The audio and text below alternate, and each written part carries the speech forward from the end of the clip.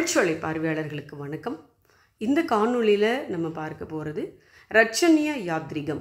இந்த நூல் பற்றியும் இந்த நூலில் இருக்கக்கூடிய செய்திகள் குறித்தும் இந்த காணொளியில் நம்ம பார்க்க போகிறோங்க. பிஜிடிஆர்பி தேர்வு எழுதக்கூடிய நண்பர்களுக்கு 100 தேர்வுகள் கொண்ட ஒரு டெஸ்ட் பேட்ச் மற்றும் 21 தேர்வுகள் கொண்ட ஒரு டெஸ்ட் பேட்சும் நம்ம தொடங்கியிருக்கோம், நடத்திட்டு இருக்கோம். இந்த தேர்வில் கலந்து கொள்ள விரும்புகின்ற நண்பர்கள் நீங்கள் நம்ம தமிழ்ச்சோலை எண்ணை தொடர்பு கொள்ளலாங்க. சரி, இந்த காணொளியில் நம்ம பார்ப்போம் ரட்சண்ய யாத்ரிகம். ஜான் பனியன் என்பவர் எழுதிய திருப்பயணியின் முன்னேற்றம் அப்படிங்கிற நூலை தழுவி எழுதப்பட்ட நூல் தான் ரட்சண்ய யாத்ரிகம். H.A. கிருட்டின பிள்ளை அவர்களால் எழுதப்பட்டதுங்க இந்த நூல். இந்த நூல் பார்த்தீங்கன்னா, அந்த ஜான் பனியன் என்னும் இந்த மேலை நாட்டவர் அவர் சிறைவாசத்தின் போது தாம் கண்ட கனவினுடைய ஒரு விளக்க நூலாக தான் இந்த திருப்பயணியின் முன்னேற்றம் அப்படிங்கிற ஆங்கில நூலை எழுதினாருங்க. இந்த நூலை படித்த நம்ம H.A. கிருட்டின பிள்ளை அவர்கள் இந்த நூலில் இருக்கக்கூடிய கருத்தாலும் செய்தியாலும் கவரப்பட்டு, சரி இந்த நூலை நம்ம தமிழில் எழுதுவோம் அப்படின்னு நினச்சி தமிழில் எழுதிய காப்பியம்தான் ரட்சண்ய யாத்ரிகம் அப்படிங்கிறதுங்க. இந்த ரட்சண்ய யாத்ரிகம் பார்த்தோன்னா சிறப்பு பாயிரம் அப்படிங்கிற பகுதியோடு தொடங்குதுங்க. இந்த பகுதியில், இந்த சிறப்பு பாயிரம் பகுதியில் கடவுள் வாழ்த்து, நூல் எழுத காரணம் என்ன, இந்த நூலின் வழி என்ன, அதனுடைய எல்லை என்ன, பயன் என்ன, பொருள் என்ன, நூலினுடைய யாப்பு என்ன, பதிகம், இதெல்லாம் சேர்த்து இந்த சிறப்பு பாயிரத்தில் சொல்கிறாருங்க. அதை அடுத்து ஒரு 3 பாடல்கள் இடம்பெறுகின்றன. நூலில் 3622 பாடல்கள் இருக்குதுங்க. இந்த நூல் 5 பருவங்களாகவும் 47 படலங்களாகவும் பகுக்கப்பட்டிருக்குதுங்க. முதலாவது வரக்கூடியது ஆதி பருவம். 5 பருவத்தில் முதல் பருவம் ஆதி பருவம். இந்த ஆதி பருவத்தில் 47 படலங்கள் இருக்குதுங்க. 47 படலங்கள். அடுத்து பார்த்திங்கன்னா குமார பருவம். இந்த குமார பருவத்தில் 4 படலங்கள் இருக்குதுங்க. அடுத்து நிதான பருவம். இந்த நிதான பருவத்தில் 11 படலங்கள் இருக்குங்க. ஆரண்ய பருவம் அடுத்து வரக்கூடியது. இந்த ஆரண்ய பருவத்தில் 10 படலங்கள் இருக்குதுங்க. இதை அடுத்து இறுதி பருவம் ரட்சண்ய பருவம். இந்த ரட்சண்ய பருவத்தில் 3 படலங்கள் இருக்குதுங்க.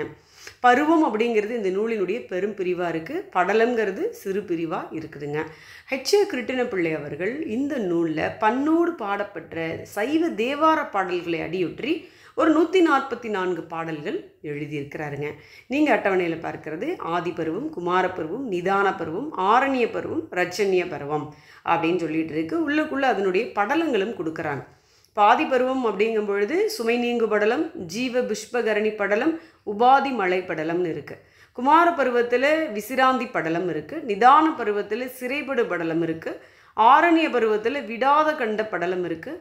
ரட்சண்ய பருவத்தில் இகபர சந்தி படலம்னு இருக்குங்க. இந்த செய்தியெல்லாம் தமிழ் விர்ச்சுவல் யூனிவர்சிட்டியில் கொடுக்கப்பட்டுள்ள செய்தி தாங்க இப்போ நம்ம பார்த்துட்ருக்கிறது. அடுத்து இந்த காப்பியத்தினுடைய நோக்கம் அப்படின்னு சொல்லும் பொழுது ஆசிரியரே சிறப்பு பாயிரத்தில் சொல்லிட்டார். இந்த காப்பியத்தினுடைய நோக்கம் என்ன அப்படிங்கிறத, வெற்று நேர போக்காய் புகழ் வினோதமும் அன்று புற்று அறாவிடம் பொதிந்த செப்பன கவி புனைந்து சிற்றின்பத்திறம் திருத்திய காதையும் அன்று மற்றிது ஆத்தும ரட்சனை வழங்குமோர் மருந்தாம் அப்படின்னு சொல்கிறாருங்க.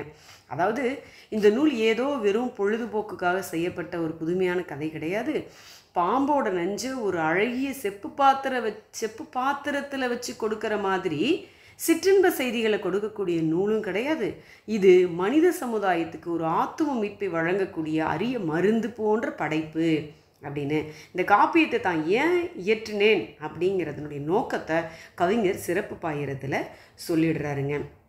அடுத்து இந்த நூலினுடைய மைய கருத்து நம்ம பார்க்குறோம் அப்படின்னாங்க, தீய வழியில் போயிட்டு தீய செயல்களாகி அந்த கடலில் ஒரு அழியக்கூடிய கடலில் மூழ்கி இருக்கக்கூடிய மூழ்கக்கூடிய தருவாயில் இருக்கக்கூடிய ஒருத்தன் தான் இறைவனை நோக்கி பயணம் செய்து அதை எப்படி அடைகிறான், வழியில் என்னென்னலாம் அவனுக்கு இடையூறுகள் இருக்குது அப்படிங்கிறது எல்லாமே இந்த கதையில் சொல்லப்படுதுங்க.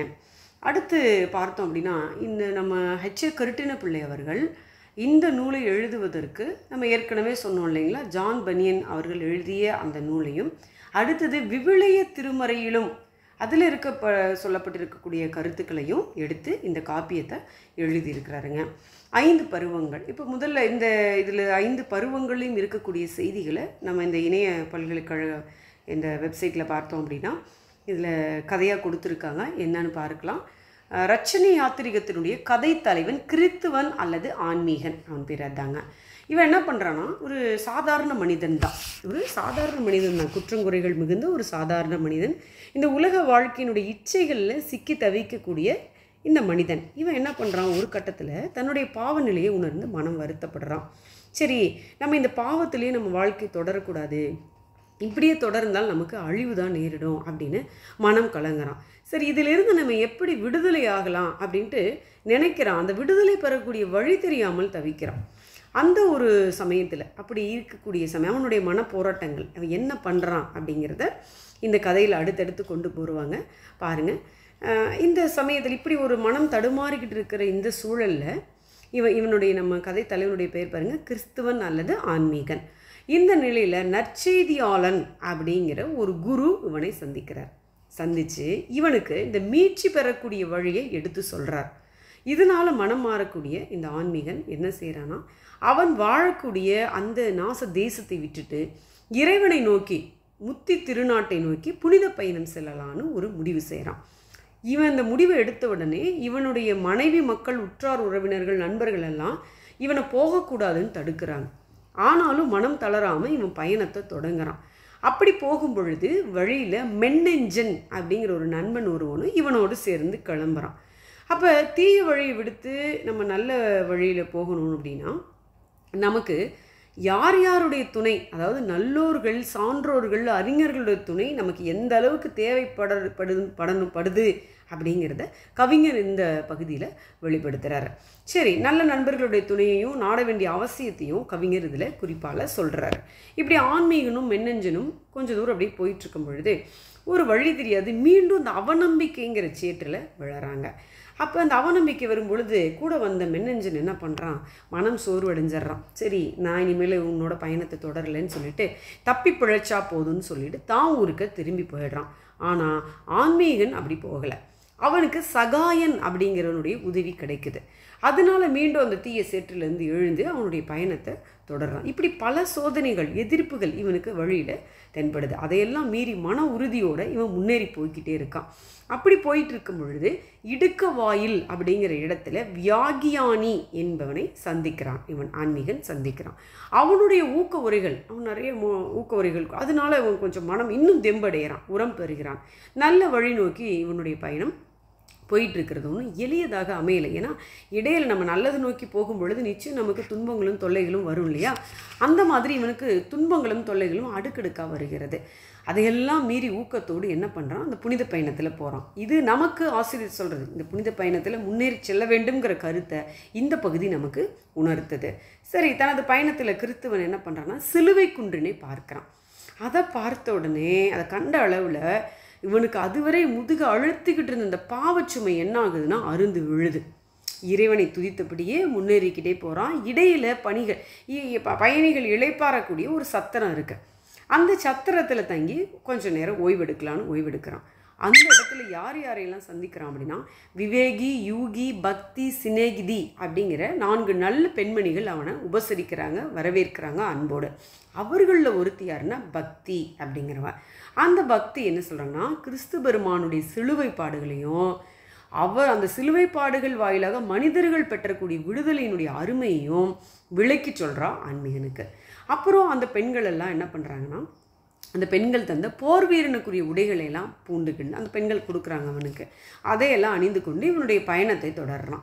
அப்போ மனிதர்களுடைய பாவங்களின் பிடியிலிருந்து விடுதலை செய்ய வல்லவர், மனித குலத்துக்கு தம் உயிரையே சிலுவையிலே தியாகம் செஞ்சார் இல்லையா கிறிஸ்து பெருமான் அப்படிங்கிற அந்த கிறிஸ்துவ கோட்பாட்டை ஆசிரியர் இந்த பகுதியில் தெளிவுபடுத்துகிறாருன்னு. அடுத்து பார்த்தீங்க அப்படின்னா வழியில் போய்கிட்டே இருக்கான். வழியில் நிதானன் அப்படிங்கிற ஒரு சான்றனுடைய நட்பு இவனுக்கு கிடைக்குதுங்க. 2 பேரும் பேசிக்கிட்டே போகிறாங்க. மாயாபுரிங்கிற நகரத்தை அடையிறாங்க. அங்கே அடைஞ்ச உடனே அந்த கிராமத்தில் பார்த்தோன்னா மக்கள் அதாவது அக்கிரம செயல்களில், நல்ல வழியில் இல்லாமல் நேர்மையற்ற வழியில் அக்கிரம செயல்களில் கொஞ்சம் கூட பயம் இல்லாமல் ஈடுபட்டுக்கிட்டு இருந்திருக்கிறாங்க. அந்த நகர மக்கள் அவர்களுக்கு இவங்க என்ன பண்ணுறாங்கன்னா 2 பேரும் அறிவுரை சொல்கிறாங்க. அதனால அவங்களுக்கு கோபம் வந்துருச்சு. அவங்க கோபம் கொண்டு என்ன பண்ணுறாங்க, இவர்களை அந்த நகர மக்களும் போர் சேவகர்களும் நீதிமன்றத்துக்கு இழுத்துட்டு போகிறாங்க. 2 பேரையும் சிறையில் தள்ளிடுறாங்க. நிதானன் அதில் தீயிட்டு கொளுத்தப்படுகிறான். சரிங்களா? ஆனால் இறைவனுடைய அருளால் ஆன்மீகன் எப்படியோ தப்பி பிழைத்து தன்னுடைய பயணத்தை தொடருகிறான். அப்போ இந்த இதில் என்ன சொல்கிறாரு அப்படின்னா, தீய வழியில் மனம் துணிந்து செல்லும் மனிதர்களை நம்ம நல்வழிப்படுத்தணும்னு நினச்சோன்னா அப்போ நமக்கு துன்பங்கள் நேரிடத்தான் செய்யுங்கிறது இந்த பகுதி நமக்கு உணர்த்துதுங்க. மீண்டும் பயணத்தில் நம்பிக்கை தொடர்ந்துக்கிட்டே இருக்கிறான். இந்த பயணத்தில் நம்பிக்கை என்னும் இன்னொரு நண்பனின் துணையை பெறுகிறான் ஆன்மீகன். இப்படி நிறைய துன்பங்களை தாண்டி இறுதியில் மரண ஆற்றையும் கடந்து உச்சிதப்பட்டணம் அப்படிங்கிற இடத்த சேர்றாங்க. அங்கு தான் இவர்களை இறை தூதர்கள் வரவேற்கிறாங்க. இயேசு பெருமான் அரியணையில் வீற்றிருக்கக்கூடிய கோலத்தை கண்டு கழிக்கின்றனர், மகிழ்ச்சி அடைகிறாங்க, நீடு வாழ்வு பெறுறாங்க. அதனால தான் இந்த நூல் ரட்சணிய யாத்திரிகம் அதாவது மீட்சி பயணம் அப்படின்னு சொல்லப்படுகிறதுங்க. ரட்சணியம் என்றால் மீட்சி அல்லது ஆன்ம விடுதலை என்றும், யாத்திரிகம் என்றால் புனித பயணம் என்றும் பொருள்படுதுங்க. இதுதான் இந்த காப்பியத்தில் சொல்லப்பட்டக்கூடிய செய்தியை சுருக்கமாக இந்த விர்ச்சுவல் யூனிவர்சிட்டியில் நமக்கு கொடுத்துருக்காங்க அவங்களுடைய தளத்தில். அதை தான் நம்ம இந்த காணொளியில் பார்த்துருக்கோம். இது தேர்வு எழுதக்கூடிய நண்பர்களுக்கு இந்த காணொளி மிகுந்த பயனுள்ளதொரு காணொளியாக இருக்கும். நம்ம நடத்துகிற டெஸ்ட் பேட்ச் உங்களுக்கு ஒரு முன்மாதிரியாக இருக்கும், மிகுந்த பயனுள்ளதாக இருக்கும். நீங்கள் அதில் கலந்து பயன்பெறலாம். தொடர்ந்து நம்ம தமிழ்ச்சோலையை பாருங்கள். தொடர்ந்து நம்ம தமிழ்ச்சோலைக்கு பேராதரவு கொடுத்து கொண்டு இருக்கக்கூடிய நண்பர்கள் அனைவருக்கும் மனமார்ந்த நன்றி. வணக்கம்.